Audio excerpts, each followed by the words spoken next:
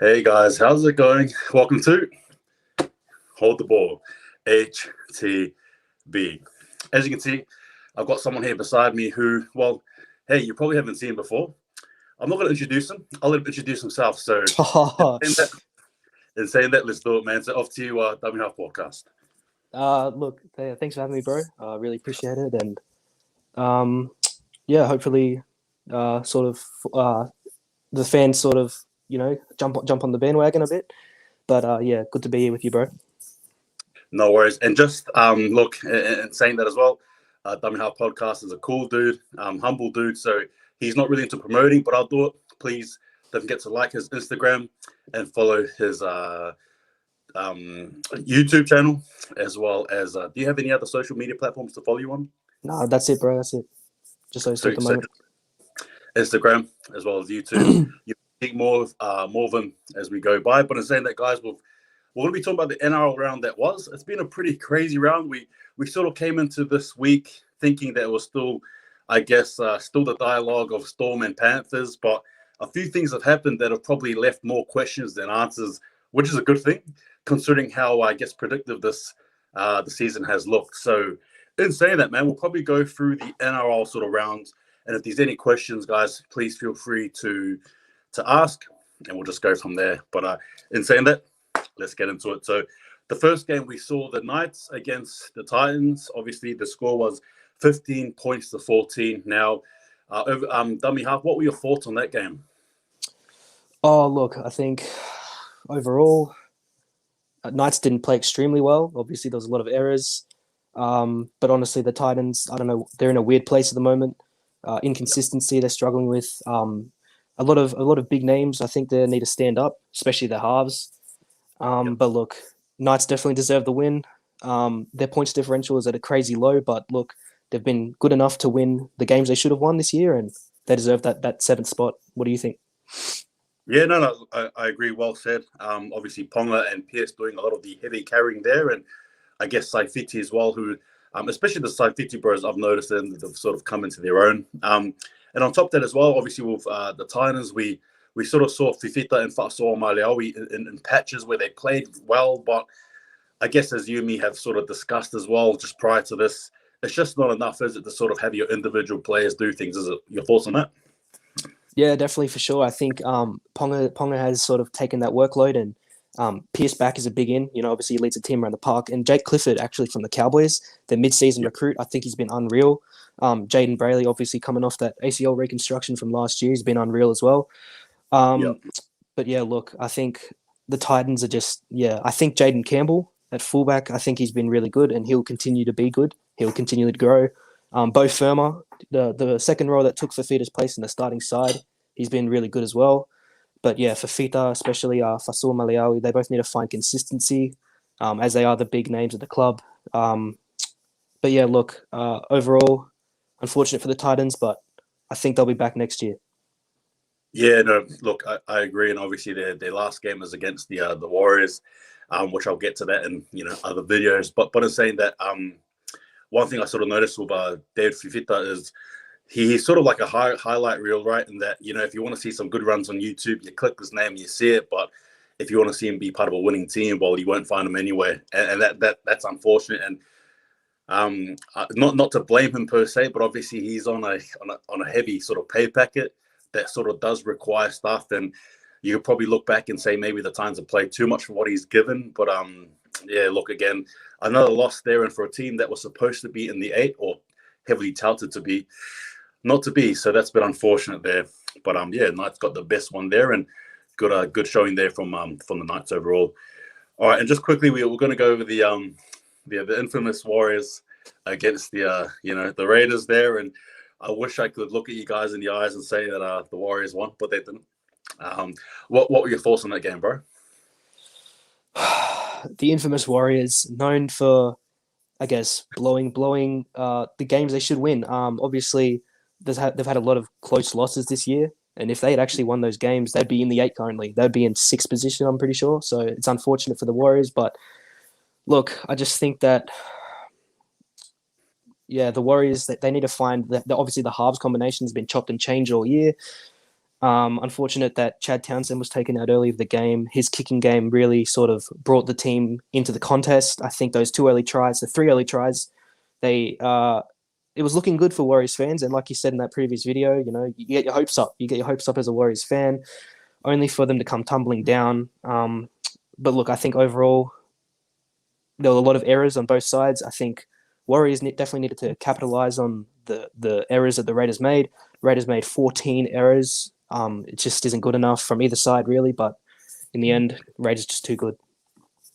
Yeah, look, I agree, and I've already sort of summarized the game in 2 prior videos, so I'm probably not going to go as in depth there. But look, long story short, obviously the Warriors again, at 16-0, any team should be confident that they come away from that are coming away from a victory, and it wasn't to be.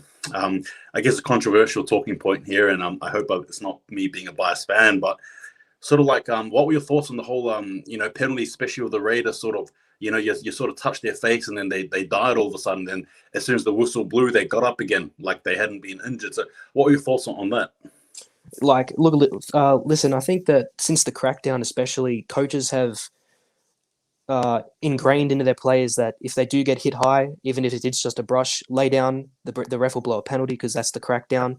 Look, I can't really blame the refs. I know as much as a Warriors fan, you probably like to, but look, at the end of the day, that's just the way it is now, with the crackdown. But look, especially with Rapana and Chance Nickel Klukstad, they were lying down, and Elisa Katoa did the same thing. No penalty blown. Yeah, you're right with the controversy there, but yeah, I think it's not a good look for the game. Trying to milk penalties like they do in other sports like soccer, and overall, I think it left a bad taste in my mouth. Yeah, well, they're sponsored by milk, so that's okay. All right, well, look. Jokes aside, jokes aside, well done, Raiders. They keep their finals hopes alive and ultimately destroy the Warriors. Just really quick, sorry. Yeah, I just wanted to say it was a great game by Wade Egan. I think a lot of Warriors fans they were a bit like on the fence about his position in the team, but he was really solid, especially defensively. He didn't miss a tackle, so just wanted to say that Wade Egan had a really good game, and overall, Warriors fans should be looking forward to next year. Hey, look, that's a good point there, and well said, dude. Appreciate it. Roosters and Rabbitohs. So obviously, the Roosters, the Rabbitohs, come away with this win, winning 54 points to 12. Obviously, up to a certain point, it was probably just a normal sort of game, and then controversy happens. But in saying that, before we get to that point, you just want to sum up the game before we get into that really controversial point? What are your thoughts? Yeah, look, I think that I think Roosters, it was just evidence of the injuries they've had to face. Obviously, they had a lack of experience there, and that electric left edge of the Rabbitohs just sort of proved why they're probably the best attacking team in the comp when it comes to efficiency. Alex Johnston getting 3 tries, Latrell getting 2. But yeah, look, overall, I think the controversy sort of overshadowed the game a bit. But Rabbitohs with a 52 point win, I think it's a bit frightening for the rest of the comp. Yeah, look, and in saying that, you mentioned the controversy, so I think what we'll do is we'll get your thoughts on it, and then we'll get mine, and then we'll sort of just probably end it from there. But look, overall, what were your thoughts on Charles Mitchell's hit on Joseph Mundo? Oh well, look, obviously it was really bad. The contact was heavy. Obviously, Joseph Mundo, he got up and his cheek was puffed up, and you could just see the pain in his eyes. It wasn't just the fact that he had been hit; it was the fact that one of his close mates, delivered the dog shot, he called it in the article, the Daily Advertiser said. But obviously, no player goes out to do something like that. But at the end of the day, it was a shocking hit. And look, I think Latrell deserves a punishment, unfortunately. But I just hope Joseph Manu gets better soon. No, look, that's well said. Obviously, if you sort of freeze frame it, it doesn't look pretty, whatever angle you look at, right? Ultimately, obviously, the NRL trying to crack down on these type of hits. My thoughts on it personally was, at the end of the day, nothing could save Latrell Mitchell. Especially, he led in with shoulder first. He didn't even try to, have the hands out. It was quite literally a shoulder first thing. Now, again, you may, as a Rabbitohs fan, say, well, Joseph Manu slipped, but again, that doesn't matter. The point is he still went with that shoulder and he connected him in a place he should not have connected him, and that's what happened. It was very, I guess it was very emotional as a fan, sort of watching, sort of watching the emotions at play anyway with Joseph Manu, sort of, as you mentioned, with the eyes and, just the damage there, and then walking up the Latrell and you just see tears streaming down. It was a pretty full on, we've got to remember, again, these are players, but they're also real, they're human beings, right? These genuine feelings there. And how would you feel if your best mate, did a shot like that on you? Like, you would not like it. And friendship aside, man, especially if you're playing against each other, friendship aside, someone there's just damaged you, someone there's ruined you, you know what I mean? Like, thank goodness he's not out of contract, you know what I mean? Like, again, this can just, there's just so many things in play. But obviously on top of that as well, as we have learned, Rabbitohs have decided to take the 6-week guilty charge, and Latrell Mitchell will, he won't be playing at all this year. Correct me if I'm wrong, but does that mean he will miss out game 1 or 2 of next year? Do you know how that'll work? So depending on how far the Rabbitohs go into the final series, it'll depend. So if they say they make it to the grand final, hypothetically, he'll miss up to game 2 of next year, and then obviously works down from there. But yeah, it's unfortunate for both the Rabbitohs and the Roosters. I'm sure the fans were hoping. Obviously, Latrell missed last year's final series with that hamstring injury as well. That's 2 years in a row, and he's pivotal in their side. So I guess we'll just have to see how they fare without him. Yeah, look, especially with the exit of Reynolds next season, right? I think their premiership window is closed. Okay, well, big call. Yeah, fair enough.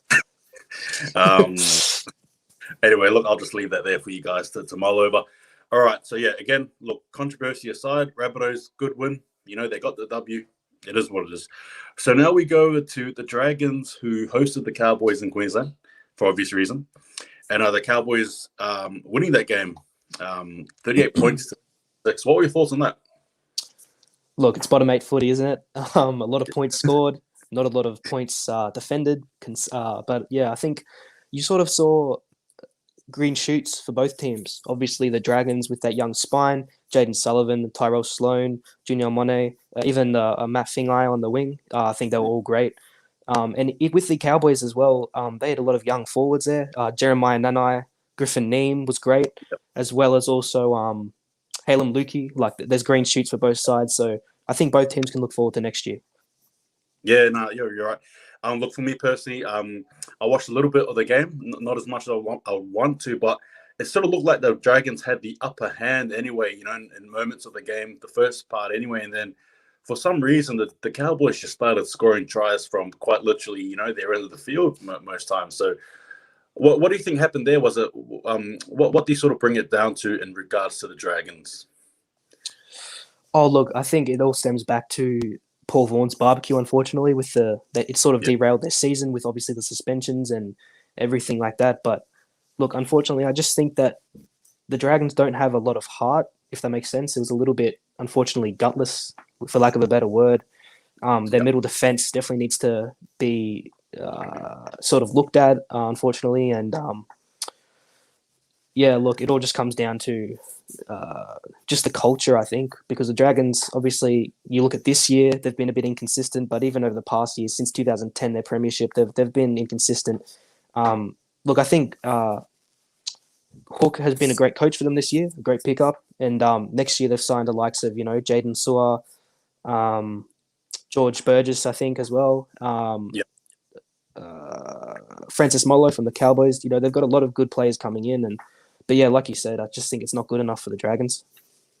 Yeah, no, I agree. Look, in saying that as well, Cowboys, I thought it was good to see some consistency from Damarolo as well. Fido at the back, Tabuai Fido, sorry, and as well as Valentine Holmes and Felton. It was just good to see some of those players that people, I suppose, have been looking at with a microscope, see them actually, again, just come with victory. And had they lost that game, I think it was potentially 9 losses in a row. Had they lost that game, yeah. And you could see the ecstasy on their face when they won the game, because when you go for a long sort of losing streak like that, it doesn't matter. It doesn't even matter who you beat. You win, you take it. Doesn't even matter. Even if you don't even make the top 8, you just got to take something there. So again, kudos to the Cowboys. All right, so game number 5 took us to Brisbane, where the Broncos hosted the Sharks, I believe. And the Broncos lost that game, 16 points to 24. Obviously, little bits of pieces and of play there where the Broncos could have won. A little bit of spark there, but I think the experience and the determination of the Sharks was just too much. But in saying that, what were your thoughts? Well, look, I think you're right with the determination factor. I mean, the Sharks were fighting for a top 8 spot there. And, yeah, look, they're missing a few of their players. Obviously, Andrew Fafita's yet to come back. And obviously, Ronaldo Mulatalo's a huge out. But I think every player on the field stepped up. Jesse Ramian had 189 run meters, which is massive for a center anyway. And, yeah, look, I think they showed a little bit of consistency there. And unfortunately for the Broncos, it just wasn't to be. Payne Haas ran for 253 meters, which is absurd for a front rower. I just think it goes to show he is probably, if not the best front rower in the comp, close to Fisher Harris anyway. Yeah, look, I think that going forward, the Broncos have a lot of good young forwards there. Obviously, Brendan Piakura debuted last night. Even TC Robati from, I think he played second row last night. He was unreal. Yep. Yeah, so I think, look, going forward, the Broncos, they need to build off that forward pack and develop some consistency.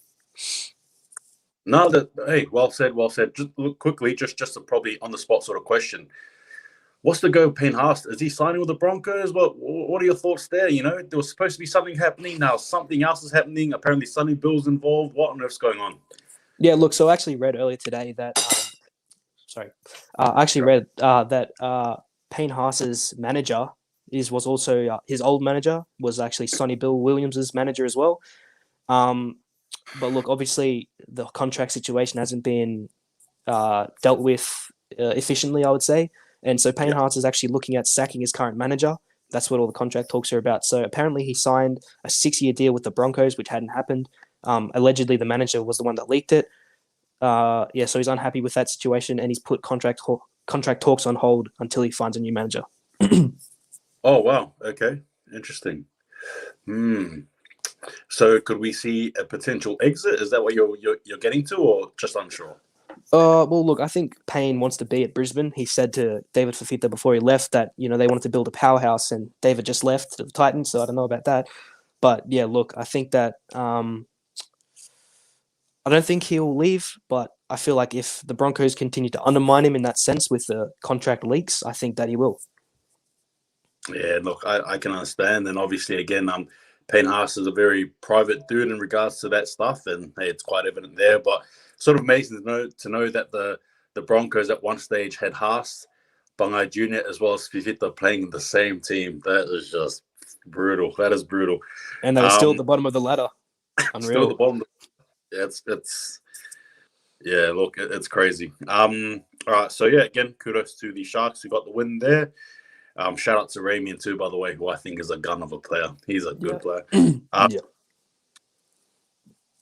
And then we come up to the shock sort of result, the shock game of the round. And I reckon probably about 90% of us as NRL fans would have tipped the Storm 90, 95, 96, 97, 98. All right.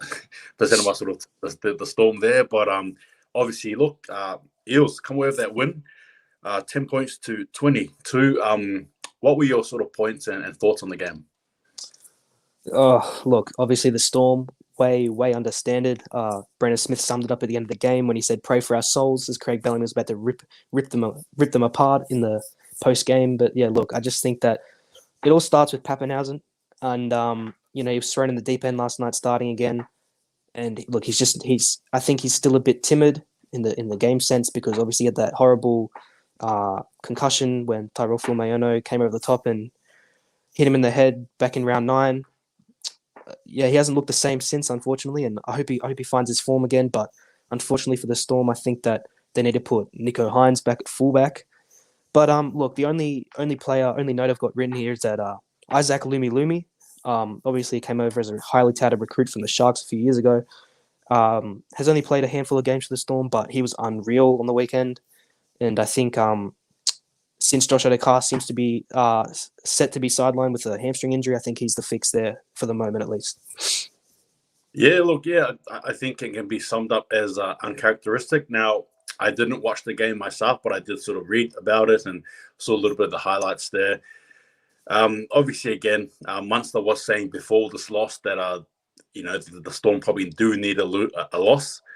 I actually did ask Gus Gould as well on Twitter if the Storm needed the loss. And he said, no, there's no such thing as needing a loss, If you lose, you just weren't up to it, which is really controversial, I think, anyway, because obviously Master's saying they need a loss to sort of kick him into gear. What are your thoughts on it? Did the Storm need to lose, or do you think the Storm really need to try and focus because it could be slipping away from them? Well, look, I think you'll notice that the Storm and Penrith are in opposite positions from last year. Obviously, Penrith last year had the run of form. They had lost the game, won the minor premiership. Were a bit off in the preliminary final, but they got through, and then Storm just showed why they're number one. But look, I think in the sense they're switched, and I think that I think the Storm are tired, man. Honestly, I do. I think that the wins, as good as they are, have sort of exhausted them. Even I would say, because all they've thought about is the record, and they say that it doesn't come into the conversation, but it does. Look, I don't know if they needed the loss, but I think it definitely humbles them, brings them back down to ground, shows them that they're not unbeatable, and I think that Parramatta should definitely be proud of that performance. Yeah, look. In saying that, obviously, the main factor though is the Storm losing, but we can't forget that it was the Eels who beat them, and I guess the Storm the Eels, were definitely under a bit of fire, by that win against the Cowboys last week. Prior to that, it was just an absolute shocking show for them, getting beaten a lot, actually, by quite a lot of points. And then for them to actually be the, what's the word? To be the team that actually beats an unstoppable force. If you're Eels fan, do you reckon you feel hopeful? Like after this win, do you feel hopeful? What are your thoughts there? Be upfront, that's okay.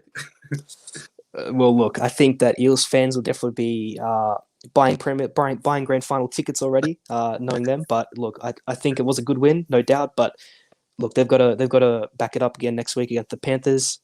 And look, I think they did play well, but overall, the Storm played horrible. And yes, Eels had a good win, but I don't think they should be getting ahead of themselves. But I do think having Blake Ferguson back was a big in. Junior Paulo played unreal. Will Penasini, who's come into that left edge role in Tom Opacek's absence, he's been unreal. He was great last night again. And I think if the Eels continue to string this form together, then who knows, they might be a premiership threat come the back end of the season. Yeah, we'll see what happens. Yeah, but in saying that, kudos to the Eels who, shocked the world, the rugby league world anyway. We come into the Sunday games, today. We had the Doggies who hosted Manly in a very, surprising sort of game, I think anyway.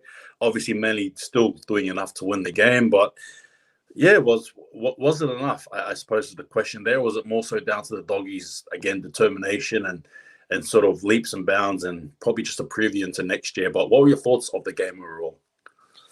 Mate, honestly, I think the Bulldogs played unreal. I mean, they showed a lot of heart and determination, which I don't think the Doggies fans have seen this year. I think that Jack Hetherington was really good. He obviously had that high shot, which I think he's going to be in a bit of strife for, but he showed some good heart out there. And I think the Bulldogs fans should be happy with their performance, especially against the premiership heavyweight like Manly. And when it comes to Manly, look, I just think that they need to ground themselves a little bit, unfortunately. I think that the higher flying back three, Ruben Garrick, Jason Saab, and Tom Trbojevic, have sort of carried them to new heights. And at the top of the totem pole, I think they've sort of become a bit complacent, unfortunately. But look, they've done enough in the end. But Bulldogs fans should be proud. What do you think? Yeah, look, I agree. Ultimately, Trent Barrett can hopefully sleep well tonight.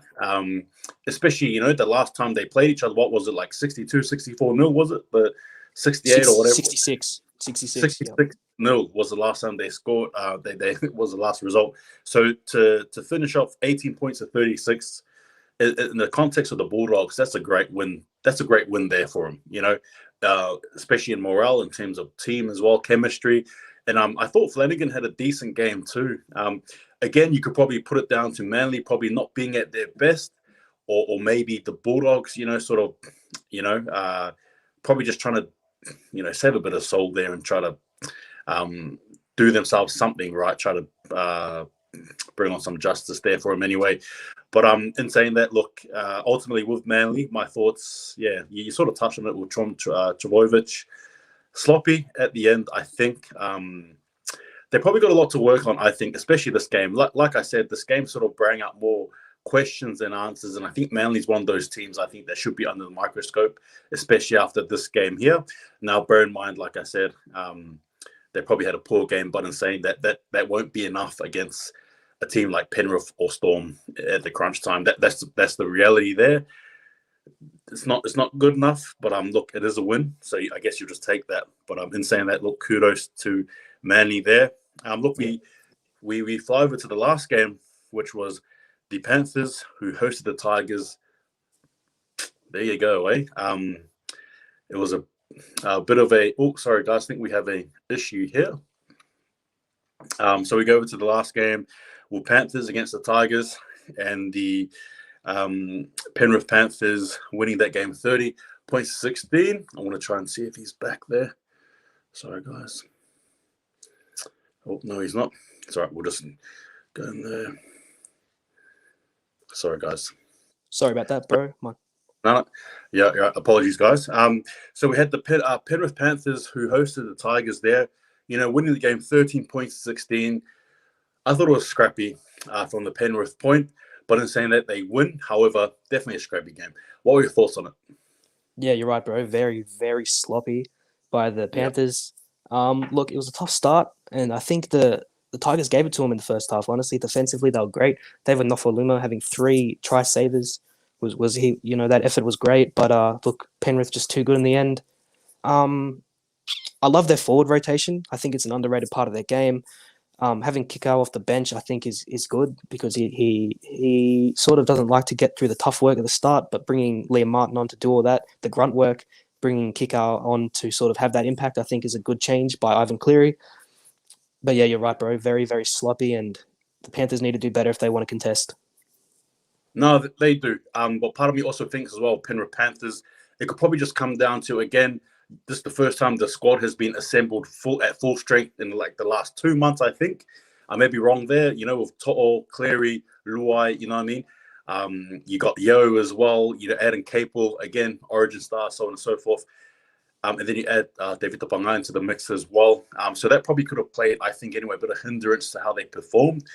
Cleary as well. Look, I'll be honest, I'm a big fan of Cleary, but even though he did lead his team to win, that was probably one of the definitely not a good game. What were your thoughts on his game overall? Look, I think that unfortunately for Nath, he had a shocker a bit to start it. Just a few stats here. They completed at, I think, about 59% by the end of the game, which is obviously horrendous. And they had 16 errors. 16. Yep. I mean, it's shocking, honestly. Obviously, they did enough to get the win today, but they can't be doing that against the good teams. Unfortunately for Nath, obviously the wind didn't help with 1 or 2 of his kicks going out on the full, a few cheap knock-ons there, but ultimately I think he did play a big part in that win, especially the line break leading the kick-outs try. But yeah, I think overall he needs to work on his game. Well, I mean, not his game, but obviously he has to bounce back next game.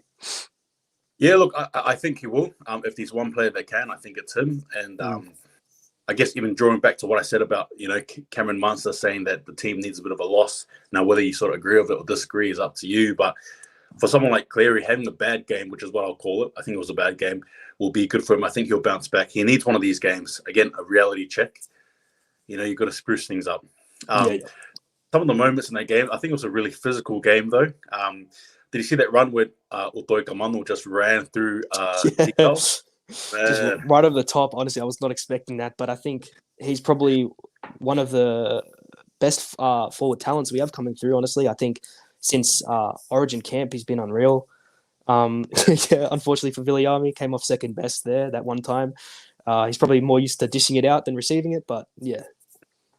Oh, well, look, it's rugby league. You got to give, you got to get. It's simple as that. Look, I thought he was a stand-up player for the Tigers. Twal as well. I'm a big fan of Alex Twal. Look, honestly, just being up front there, I think he does the little things right. And he's a tough player that doesn't say much, but he just lets his actions do the talking. And, look, big fan of him, and I hope just to see him play for a few more years, which would be good. Another sorry. Go.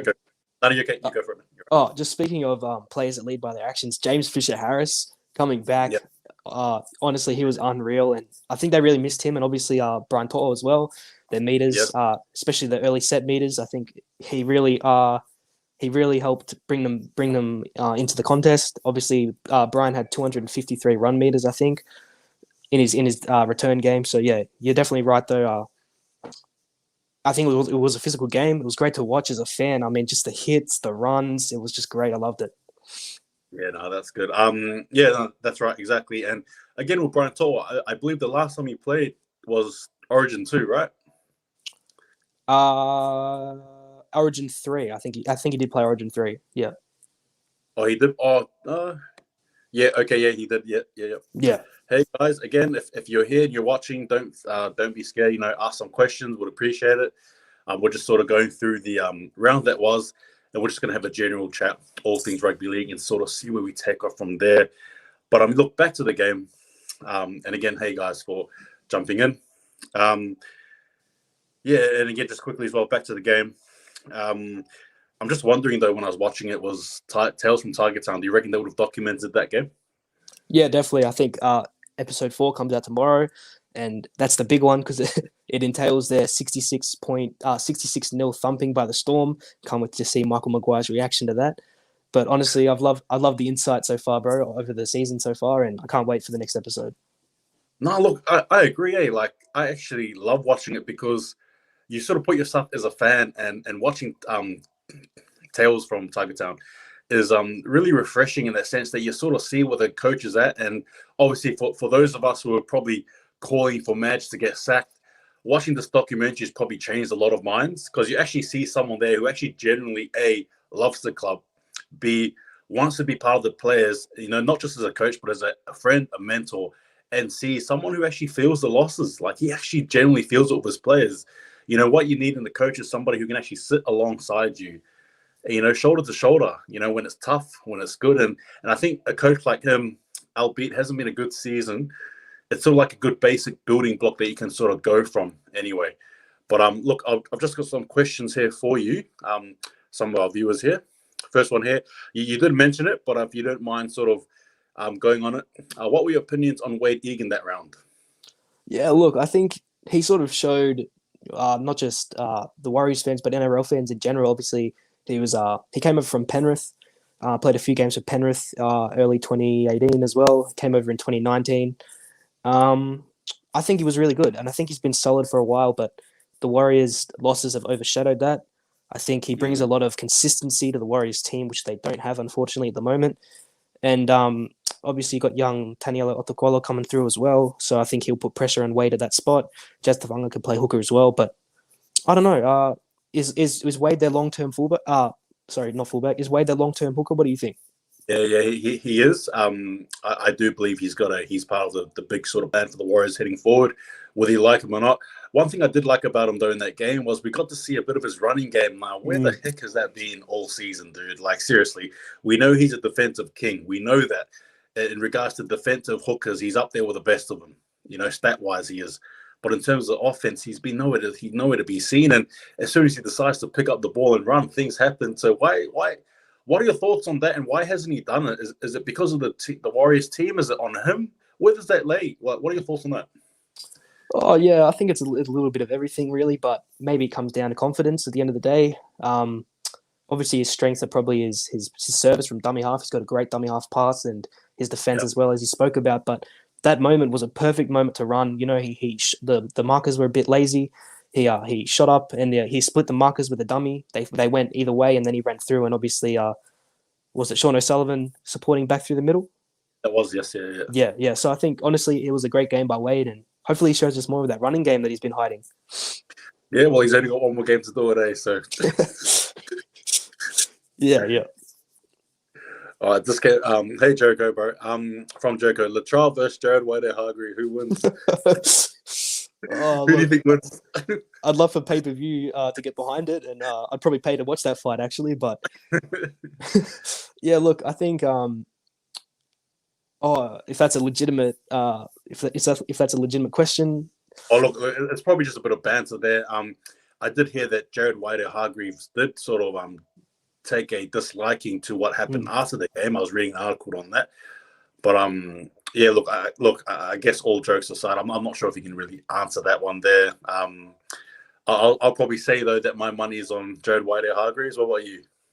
Look, honestly, Jared, obviously the old bull, but look, I'm giving it to Latrell, a young buck, a lot of strength, a lot of power. I think if the fight spread out over a few rounds, Jared might just have him in that fitness department. But look, I think the young buck gets him this time. Yeah, like that's good. That's good. All right, so we've got just a comment here from Te Waiwai. He says Latrell's only good when he has a tailwind and running downhill. Total flat track grub bully. Oh, look, bro, I can't. Look, I disagree with you there, but obviously after Friday night's events, I can't blame you for saying that. To be honest, I think Latrell, he sort of picks his moments a bit. He sort of shows up when he wants to, and he's pretty effective when he does. But I think his work rate definitely needs to improve. And yes, I think Jericho, was it Jericho that just said that, or was it someone else? But anyway, I think they're sort of. Why? Yeah.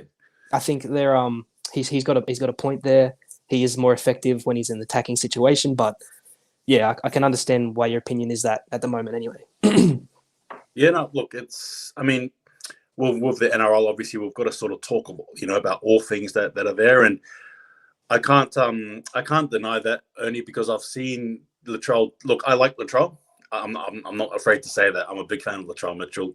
Especially especially as a player and stuff. I think he's grown leaps and bounds, and as a back-to-back premiership winner, you can't deny the greatness that is Latrell Mitchell. To be fair with you, but in saying that as well, I have seen grubbiness in his game. He does have the odd little punch or elbow to give.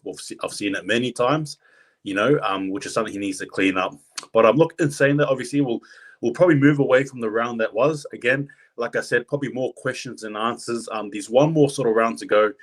Probably won't get into that one there, but if you did want to go there, yeah, we can talk about it. But did you have any sort of like stats or anything like that regarding the round that was? Not really. I just think it was a bit of a upset round, if you know what I mean. There was a lot of big games there where teams, that don't have much to fight for this season anyway, have come back and sort of shocked the community. But it was entertaining because I think a lot of people sort of wrote off a lot of the teams, especially teams like Parramatta, but they came back, and even the Bulldogs, obviously. I think, and the Tigers. I think it was a good round of footy, evenly distributed across the games. No worries. Just quickly here, Te Waiwai again says, "Well, mate, you are really polite. Was expecting some fire back." All right. Well, there you go, eh? Thanks, bro. Thanks, bro. No. Again, guys, the Dummy Half podcast as well, guys, are tuning in. Don't forget to follow him, to like him on Instagram as well as YouTube. He's an up-and-coming dude, and he was actually very, what do you call it? He came and actually spoke to me first about having me on his show, which I really appreciated. And again, it's not about who's big. It's about just trying to support each other. As you talk about all things rugby league, and look, he doesn't mind the Warriors, so even more reason to follow him. I think he does a good job explaining the Warriors and talking about the Warriors there. So again, if you want some Warriors from a different perspective as well, go and look at him. There's only one sort of gripe I have. He supports the Storm, but that's okay. We'll get over that. But no, look, all jokes aside, he's a good dude to follow. So again, guys, please feel free to. Just got a question here. Question: with $1 million to spend, should Warriors get the cheese or Manu? Over to you. Well, that is a great question, honestly. Look, I do think that. It's actually tough. You look at Manu and what he can offer. Obviously, he can play in the halves, fullback, center. Cheese, obviously, a great hooker, one of the best hookers. Yeah, look, I'd probably have to say just Manu because I think he offers consistency, especially if he played in that 6 role. I think he'd complement Reece Walsh really nicely. But then again, you look at the Cheese. He'd offer great attack out of dummy half, which I think we're lacking at the moment. But what do you think? Look, I've been asked this question before, and look, hypothetically, obviously, I'll personally choose Manu. Again, just because of covering strike positions that we do need to be covered, particularly the halves. I mean, obviously we've got Shana Harris-Tavita as well as Sean Johnson next year, but in saying that they're not the most durable halves, to be fair, of anyone who's, sort of looking at this. So yeah, Manu will be good because he can sort of fill a few roles, right? He can play center, he could play 5'8", and obviously if Walsh isn't feeling too flash, he could play fullback as well. So again, he's got that, that sort of multi-positional sort of covering, particularly, and he can play wing as well. So just looking at that. But obviously, we'll love the cheese. I rate him very highly, particularly when he puts on that black and white jersey for the Kiwis. But look, in saying that, we have Egan there, and I'm not saying Egan's better, no, but I'm just saying that, we've got someone there who can distribute the ball. He's got a crisp pass, and look, I think we'll just stick with that. We probably need a bit more going than a hooker who can attack and I guess do a multitude of things at the moment. Yeah. All right, hey, dear fam. Hey guys, thanks for tuning in. Again, more questions if you want to. But yeah, look, just a statement here. Cheers for mine as a captain to carrying the boys forward. Warriors haven't had a God-nosed captain for yonks. Yeah, I guess I'll still probably think that Anfanor Blake is doing a good job as the captain there, and I personally do see him as the captain carrying us forward. To be fair with you, whether sort of Toy Harris comes back or not, I see him as the leader. Do you get around the Queensland Cup much, man? Yeah, I do see bits and pieces here and there. I know most of the players, the up-and-coming players anyway, so... But yeah, cool. I think I do. All right, so we've got here from Sniper Taylor. Hey, man, the Dolphins did well on the weekend. Did you sort of get... Yeah, what were your sort of general thoughts on that game, dude? Oh, well, look, I think that one, it was good to see David Fusitu'a back. Obviously, he has been out with, I think, a hamstring injury, and that's been sort of sidelined him for a while, but it was good to see him back scoring a try. Jaden Nikorima scoring a hat-trick, I think he was unreal. Maybe the Warriors signed the wrong Nikorima, if you know what I mean, but I think... Yeah, we did. You know this, bro. You know this. No, but I think the Red Cliff Dolphins did well, and I think they've sort of shown, in a way, what they're capable of in terms of turning into an NRL team if Peter V'landys decides to go that route. Yeah. Yeah, it's so funny how the Warriors sort of, we gave Nikorima that player option, and yet the better Nikorima is off to the Storm. Just how brutal is that, man? Far out, bro. Honestly, if you want to talk about heartache and being a Warriors fan, that right there is, bro. Yeah, you're not wrong. All right, so we got a question here from Deb Fam. What were your thoughts on Rocco Berry this round, or what are your thoughts on him in general? If you know much about him. Yeah, I do. Look, I do rate him. He's a good player. I don't know about.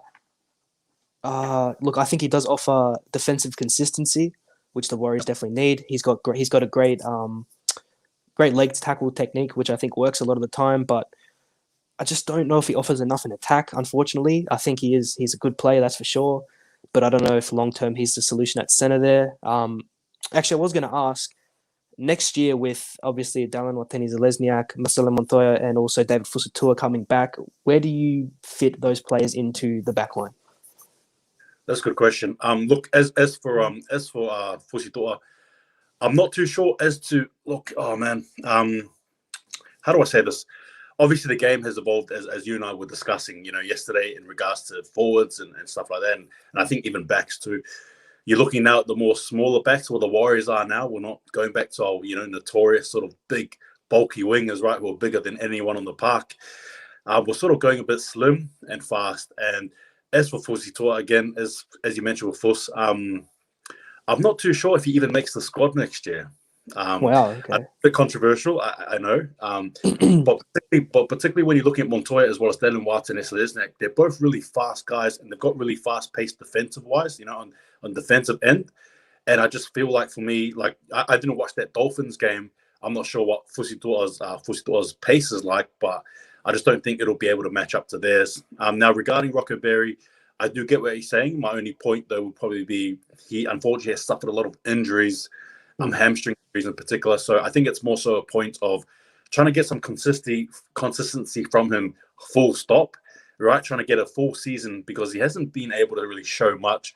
However, in saying that defensively, like you said, he has been a good player. But yeah, for me, yeah, look, I think next year, I think you'll have to stick with the same wingers, Rocco Berry, and then probably, look, I guess it's open house for anyone, Pompey, Bailea, right, potentially.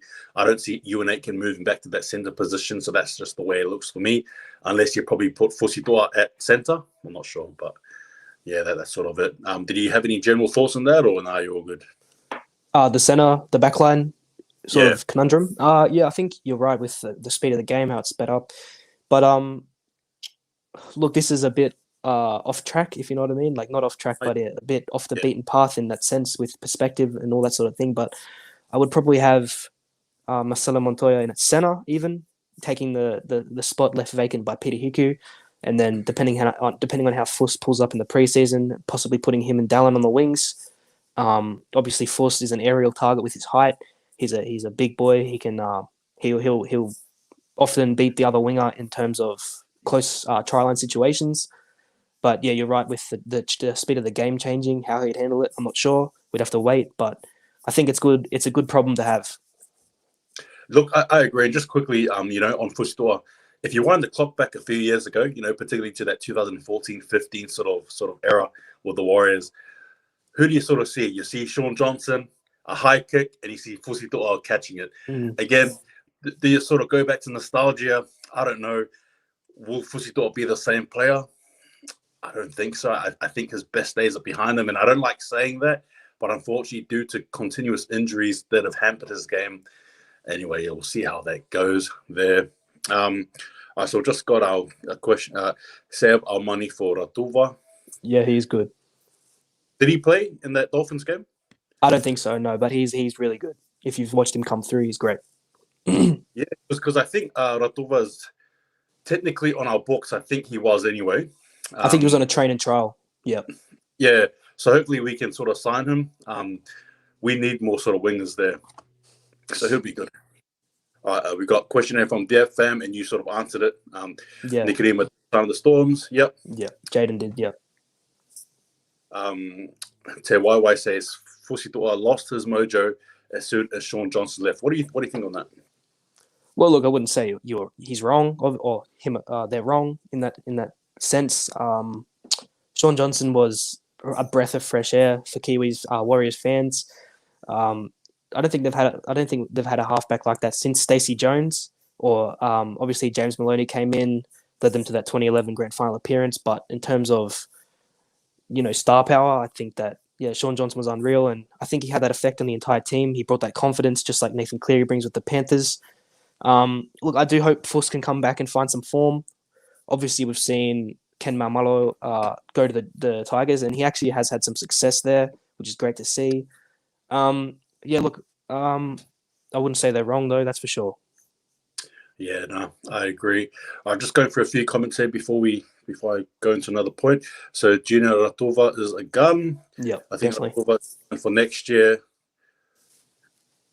Who's your favorite Warriors player of all time? Who's yours from the fam? It's a tough question. There's been so many great players come through. Joking. No, jokes. Yeah. Look, I'm probably going to go a bit. I don't know if they were necessarily like a well-known Warriors player, but Nagane Lamape, before he went to Union, he was an absolute tank. Oh, that is for sure. Even Solomon Akata, before he went to the Brumbies, he was good. Yeah. I just like strike centers. They've always had that aggressiveness, and I do miss Nagani especially. Yeah, look, they were good players. As a Warriors fan, you know those players straight away. I like those guys as strike centers. Unfortunately, they weren't defensive centers, But definitely not. That's another story for next time. But they're good options there. Look, we'll probably move into another topic here just quickly. Expansion, right? Yes. So we had a bit of a talk with this, and again, guys, for watching, don't be shy. Ask questions. That's fine. We'll talk about stuff and answer them too as we go along. So it was just made very recent that the Dolphins and the Firehawks apparently try to merge. Yeah, they're gonna do like a merge bid. Yeah. What's the go there? What are your thoughts on that? Well, look, I think Peter V'landys has advised them to combine their assets. Obviously, Redcliffe has $100 million in assets, which I don't think either team could even Sorry, it was a attempt. Jets. It was a Jets, eh? Not Dolphins. It was a Jets. Yeah, so the Was Firehawks and the Jets merged their yeah. bids, and obviously they're trying to fight the big dog Redcliffe. Look, I think it was a good decision. Ultimately, if they want to give themselves their best chance, they have to combine. Um, I don't know. I don't even know which way the NRL is leaning. What do you think? Look, first of all, obviously, you know, if you put yourself in as a Redcliffe Dolphins sort of board member, you're probably feeling a bit devastated with what's happened, right? You're basically it's a 2-1 now. Now, do Dolphins sort of throw their hat in the merge as well and just be like, nah, stuff at freeway, we'll just all sort of merge? We'll see. We'll see that. But I mean, ultimately, you know, I guess expansion is a must. We discussed this as well yesterday. Expansion is a must. It is really important, especially keeping the longevity of the game. Now, as to who sort of gets that, whether it's the merge team or the Dolphins, I don't know. Don't really care. I just want to see another team. And I think adding another team in Queensland will be good for them and then good for us as well, you know, as YouTube peeps. All right. So just got some nice. Noah says, Mundo probably my favorite player of all time. Mundo Watuvei. Yeah. And then Tawaiwai says, all time, Monty, Beetham, the original cheese. Yeah. Nice. And so just quickly as well, just going back to the Warriors. Oh, hang on. Sorry, got one here. Oh, BKR Sport. Welcome, man. If the Warriors want to throw the game on Sunday, that'll be great. Thanks. Look, BKR Sport, to be honest with you, I don't even think we need to try. Like, it's okay. You guys will probably run rampant and score a lot of tries. So don't worry about it, man. But yeah, welcome. Thanks again for tuning in. And again, guys, if you're new, don't forget to like and follow the Dummy Half Podcast on Instagram as well as YouTube. But look, apparently there's some big news happening this Tuesday. I think some of the NRL are getting together talking about next year, and it looks like the Warriors are going to be told to play in Australia next year. What are your thoughts on that? Look, I'm Devo for both the players, the staff, the club. I mean, the New Zealand Warriors haven't played in New Zealand for 2 years. Unfortunately, that's just the way it is at the moment. And I've noticed that there's not actually a lot of New Zealand players still in the team, like that played for the Warriors pre-COVID. Obviously, you've got players like Fuss when he comes back. Rocco Berry was still in the squad, Elias Ikatoa, and so on. But you look at Josh Curran, Jack Murchie, Adam Fanua-Blake, Matt Lodge, Sean O'Sullivan. I mean, these are all blokes that are Australian-born and bred, and I think in a way, it's been a good switch in a way because they've managed to attract that talent. I don't think Reece Walsh might have gone to the Warriors if it hadn't been that they'd been based in Australia. So I think if there is even a silver lining at all, it would be that. Yeah, look, no, that's well said. My thoughts on it, though, you know, just quickly before I get to the comments, I think it's absolutely devastating, heartbreaking, honestly, particularly for the fans back in New Zealand who, you know, are diehard true Warrior fans who were looking forward to that Bulldogs game and it got taken from them. And social media build up, there was all that, you know, communal build up and everything like that. And just to have the games taken away, absolutely devastating, heartbreaking. Now, you know, sort of going away from that point, but moving on to another one, you've got the reality, you know, ladies and gentlemen, that the Warriors will be playing next year in, I think, Redcliffe, to be fair with you. And I've just got a comment here just quickly. It just says, Redcliffe Warriors sound good, LOL. Yeah, Dolphins too, am I right? Hey, maybe the Dolphins and Warriors merge, who knows? But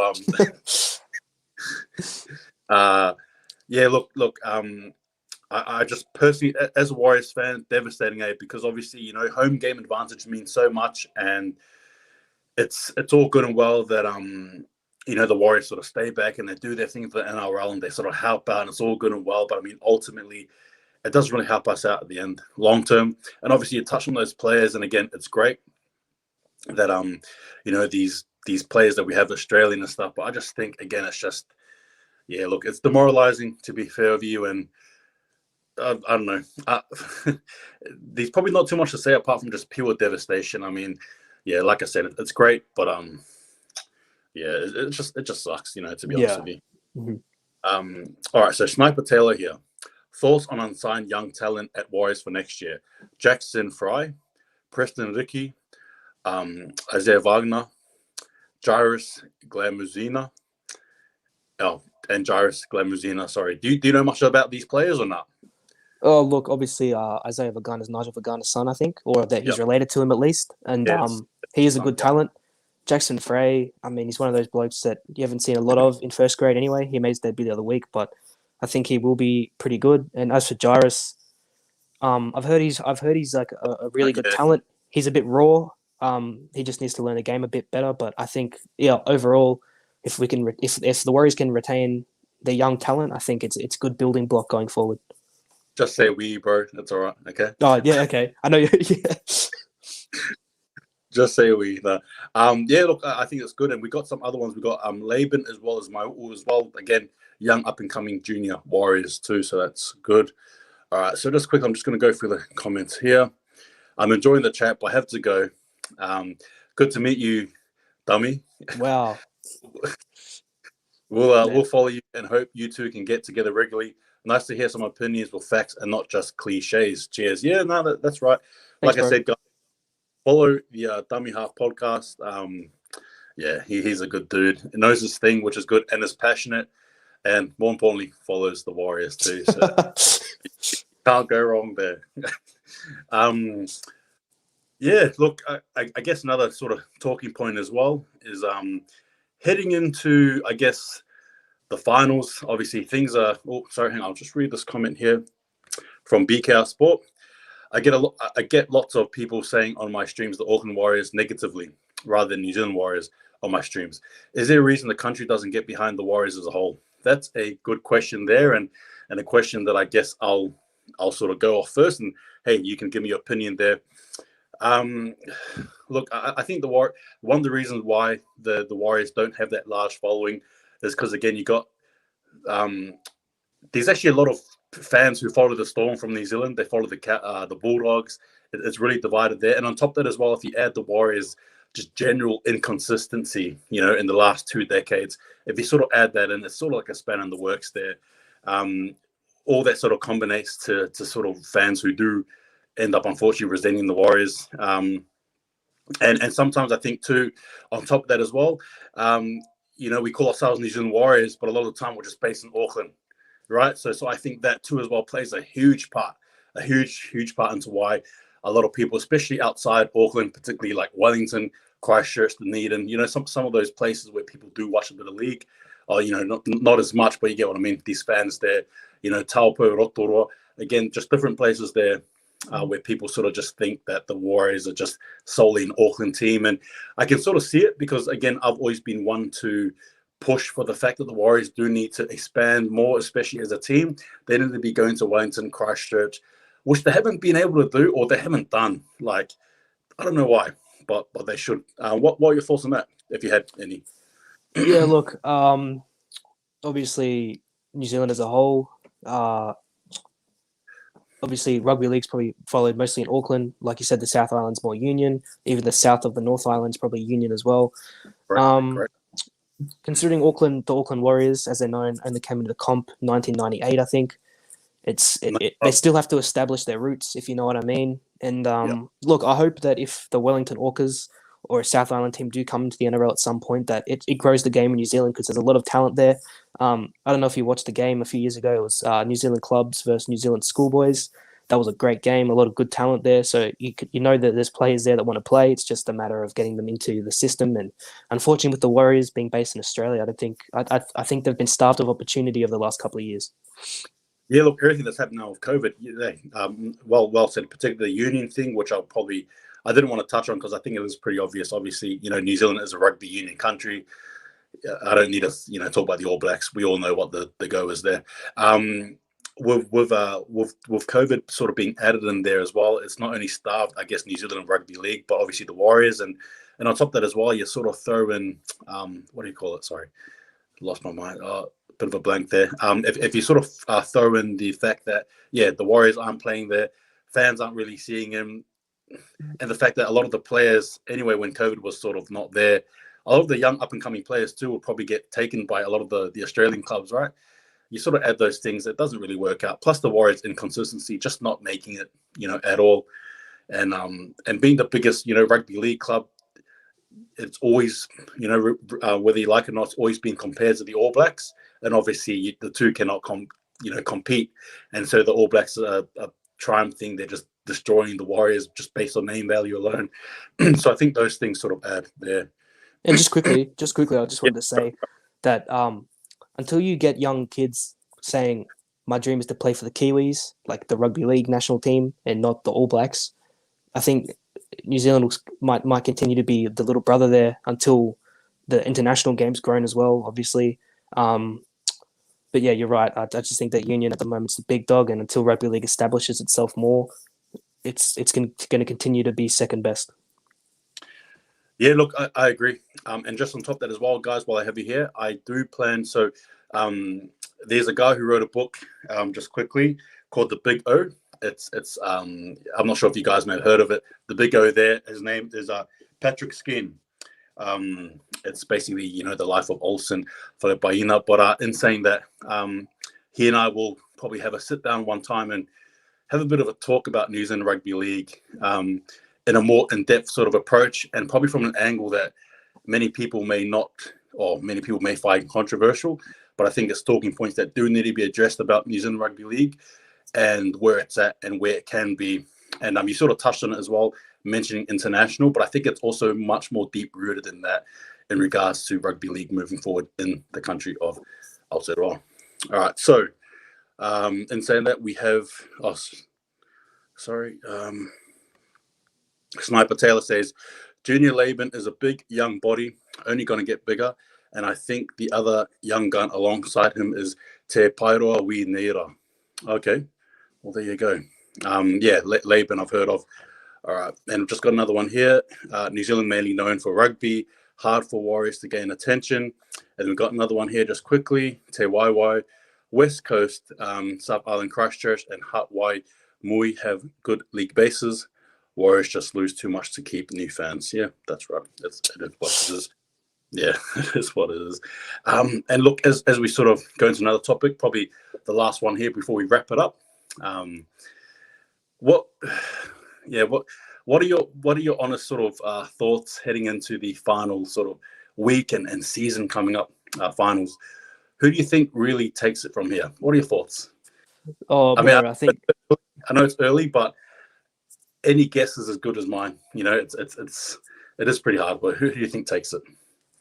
Well, look, I think it's a bit of a 4-horse race. Obviously you got the Sharks and Penrith who are at the very not Sharks, Storm and Penrith at the very top, and then you've got the Manly Seagulls and South Sydney Rabbitohs, which are just behind.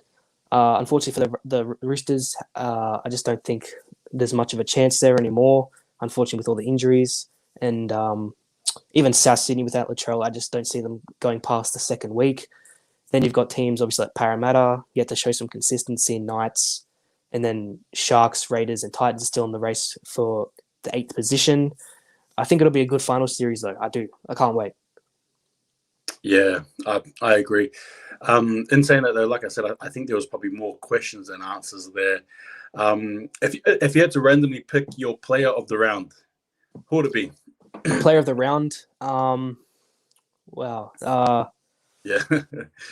Look, I'd probably have to say Payne Haas, and I might be a bit biased because I think he's one of my favorite players. But in a losing team with no momentum going their way, 253 run meters for a prop. I think he made 40 tackles, only missed 1 or 0. I don't remember. I think he's just such a good talent, and if the Broncos lose him, I don't know what to say. Honestly, they've struggled to retain over the last couple of years. Obviously, they lost David Fafita not recently, and Reece Walsh as well. I just think that the writing's on the wall there. They need to re-sign him. Yeah, I agree. For me, my sort of player of the round, if I had to pick, was probably Tom Trbojevic there, just for the many tries he had and try assists and some good tackles there as well, and just proving again that he'll be, I think anyway, a very pivotal part of Manly's campaign moving forward. Look, my general thoughts, I know it's early, but in regards to the NRL finals, you mentioned it before, these Panthers, these, Storm there, but I still think personally that the Storm don't make the grand final. That is still my hot take that I'm sticking with. That is my hot take I'm sticking with. I don't think they will. I think you sort of mentioned it before, particularly just getting tired. And I think they've done a lot. They've done very well. But I think the battle of attrition may get them at the end. And I think that's why I'm probably looking at teams like Penrith, like Manly as a smoky there. But yeah, look, in saying that, obviously, did you have any sort of anything else you wanted to talk about just quickly? Or it doesn't have to be quickly if you had anything else. Maybe just one thing, and it's not NRL related. It's actually the World Cup. What are your thoughts on?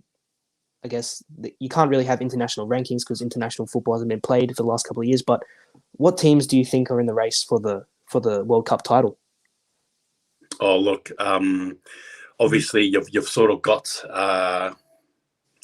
what do you call it? You've got Australia, you got New Zealand, you know what I mean, like those teams there. But if you or even Tonga, Samoa, Fiji, I guess probably just those teams there personally. Again, probably throw England into the mix there as a smoky, but I mean, these only really it's probably like a 4-team race, to be fair with you. Such as probably the penalty for not exposing rugby league internationally. That's what happens when it's not as exposed. You get teams who literally just rock up and just win it all, which is what Australia have done it in the past. But in saying that, I think the game, I would like to think anyway, that the game has been more evolved. But we'll sort of see there. All right. Yeah. So anyway, quickly, we've got some state things here. Do you think Australian Rugby League scouts are far more better than Warrior scouts? What are your thoughts? Look, I just think Australia as a whole obviously has a much bigger junior base. I think there's a lot more talent here, just for the pure fact that it's bigger. And with New Zealand Rugby League, I just think that Union takes so much of the talent, man. Honestly, I just think that, like, even we just talked about Nagane Lamape, Conrad Hurrell, Sevu Reece, Solomon Akata even played Union at Auckland Grammar, I think. And like these players, a lot of them, they have a choice. Either they go to the Warriors system or they go to Union. And I just think that, especially because of the lack of presence in New Zealand for rugby league, I just think that these players are going to continue to chase that All Blacks dream, unfortunately. Yeah, look, I agree with you. And on top of that as well, it just seems like to me anyway, the Aussie scouts who come over to New Zealand, pre-COVID, that is, they've always seemed to have sort of got the young up-and-coming talent that the Warriors just haven't been able to sort of lay a hand on. And I do believe that's the reason why Phil Gould came in as well. He's part of that little equation to come and try set some things up there. Anyway, BKR Sport as well has said, Manly still haven't beaten anyone of real note besides maybe Eels. Example, Storm, Panthers, Rabbits, Roosters. What are your thoughts on that? That's an interesting sport. That's an interesting point. It is true. What are your thoughts on it? Look, I think Blazer's right there. I think that obviously Manly hasn't beaten anyone of note as of yet, but I think they've just proven how dominant they can be. And look, obviously that Eels win, the resounding victory, I think it was like 52-16 or something like that a few weeks ago. I think that sort of shows that they're not playing around. Look, if they get Tom Trbojevic firing in all cylinders, yeah, you're definitely right. They're a smoky, and I don't even know if they're a smoky. I think they're one of the favorites now.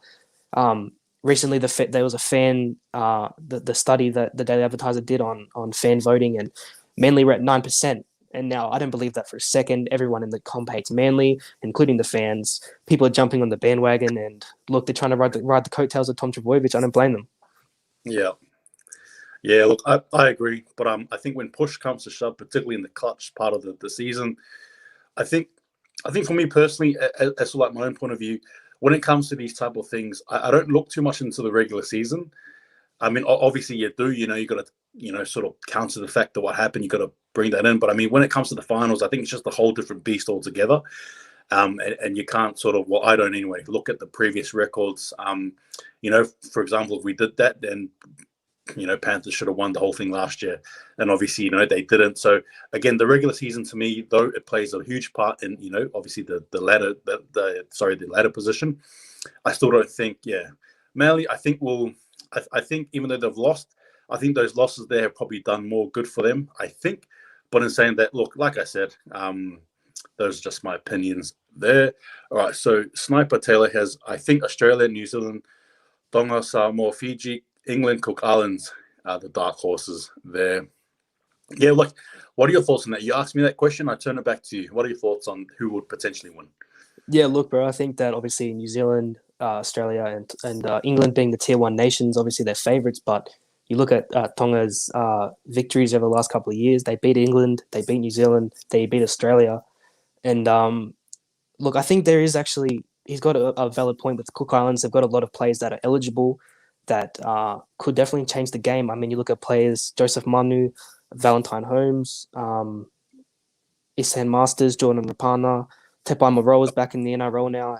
There's a lot of talent. There's a lot of Cook Island talent in the NRL, and I think if they pledge their allegiance to the Cook Islands, I think they'll definitely be competitive. Yeah, no, that is a good point, and I guess that's what I was sort of Oh, sorry guys, I think he's exited here. I'll bring him back soon. But just to go on what he said, I think it's a good point. That's sort of why I alluded to how the game has sort of, I think anyway, evolutionized. Has grown. Oh, here he is. Yeah, sorry, it just cut out. Nah, cut out. Yeah, okay. So it sort of goes back to what I was talking about with DummyHalfPodcast, was how the game has changed over time, and it's no longer about the dominant Australian team. Obviously New Zealand won here and there, but compared to what Australia have done for the game, you can't really compare the two. So it's good to see that there's a bit more, I guess, question marks revolving around who will win. But that's sort of my opinion there. Was there any other sort of talking points that you want to sort of get into? What was any? Yeah, we sort of touched the Latrell Mitchell thing, right? And obviously that was a bit controversial there. We touched on Cleary as well. We've touched on the NRL finals. Was there anything else you wanted to sort of speak on? Probably just one thing, because you're talking about controversial points. What do you think of sledging? As in, Will Chambers obviously got into a lot of trouble recently because of the things he said to Kane Evans.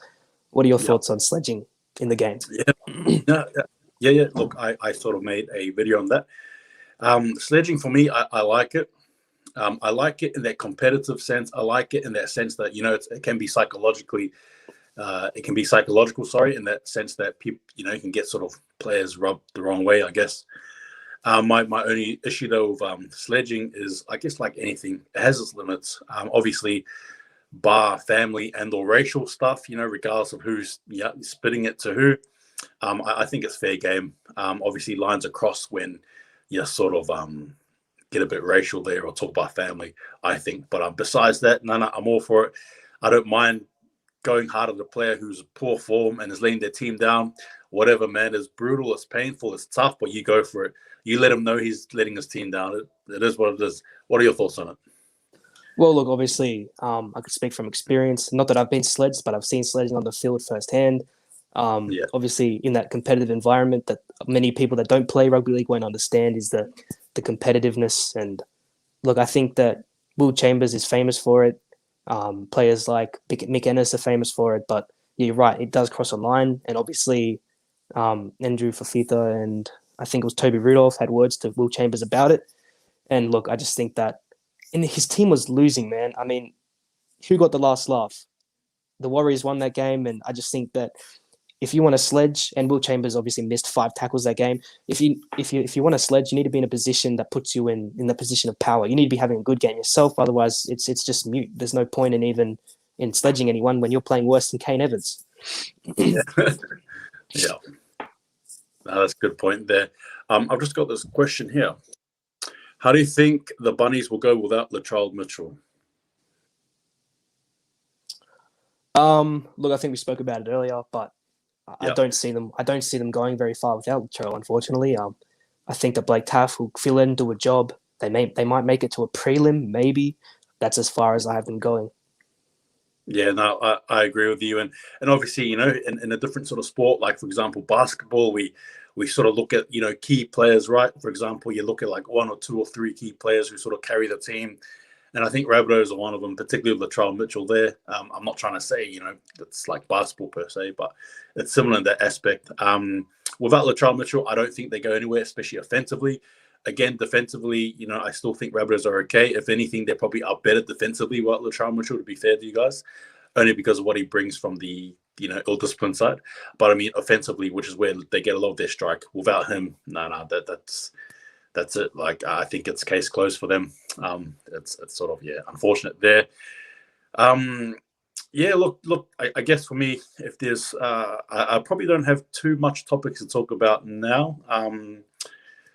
Maybe who do you think actually squeezes in that eighth spot? Who do you think squeezes in the eighth spot?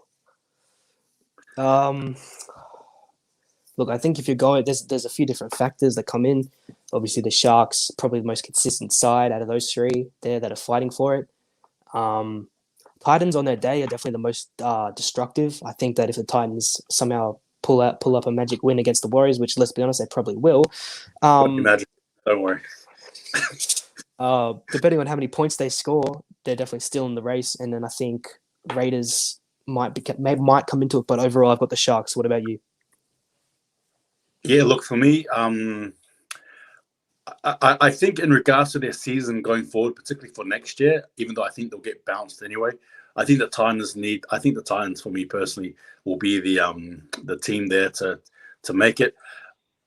I do sort of have a little soft spot, just a tiny one for the Titans. Nothing to brag about, but I just, I sort of like Fifita, Fa'asua Maleaui, for Tueka. I sort of like those players, you got your Kellys there, you got your Jaden Campbells. I like that team because they're young, sort of building for something there. But in saying that, I hope we'll see. Look, my hope is Titans, but I think realistically, you're probably looking at the Sharks. But in saying that, they do versus the Storm, and I don't think the Storm will lose in that game.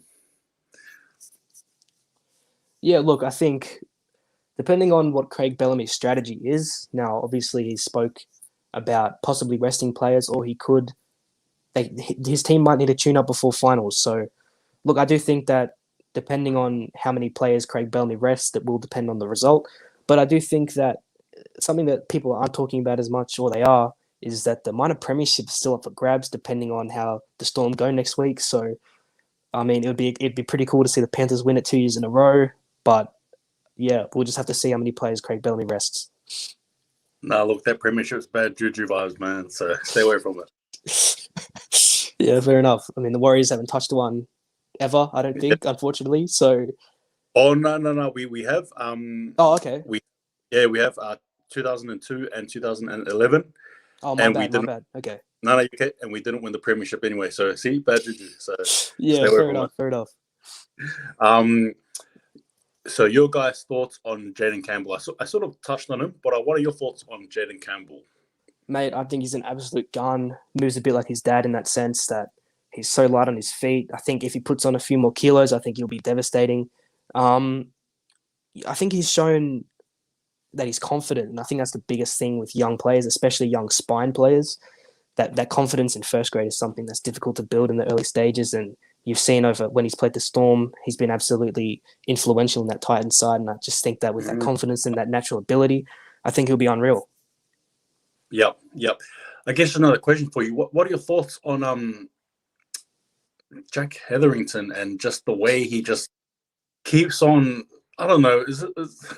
This guy has like the illegal tackle on lock. Like, honestly, what are your thoughts on him? I feel so bad for him. I mean, it's like he's.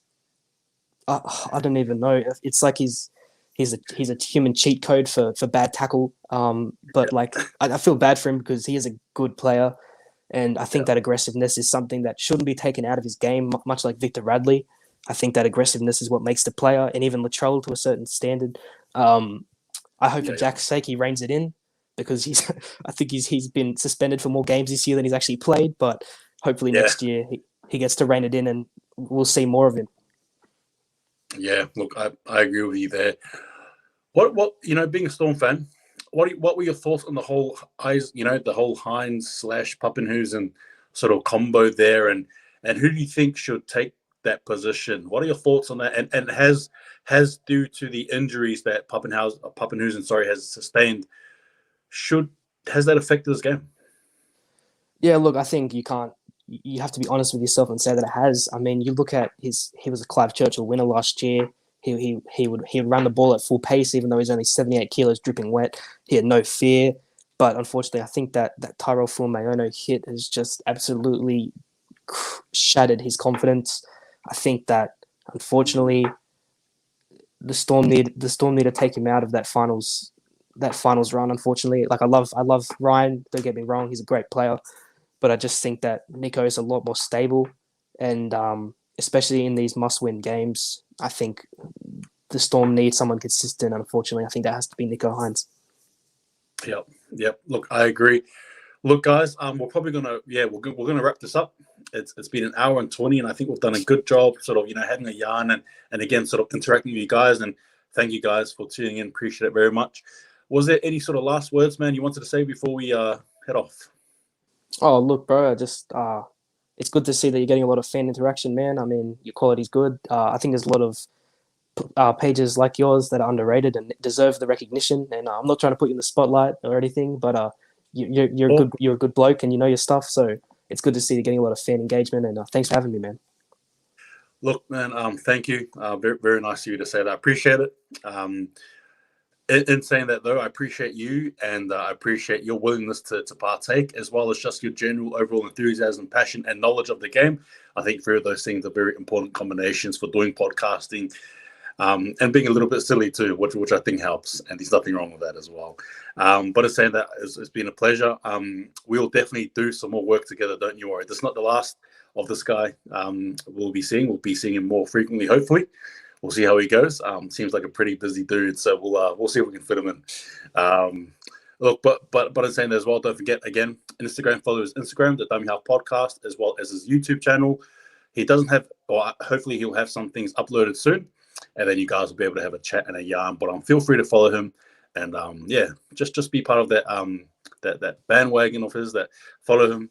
And like I said before as well, he supports the Warriors, which I think is the ultimate sort of selling point, which should be the ultimate sort of winner there. But look, it's been a pleasure having you on. Appreciate it very much. And again, guys, thanks again for being here. And just remember, I think we can all sort of say that the Dummy Half Podcast knows how to hold the ball. Take it easy, guys. We'll see you guys next time.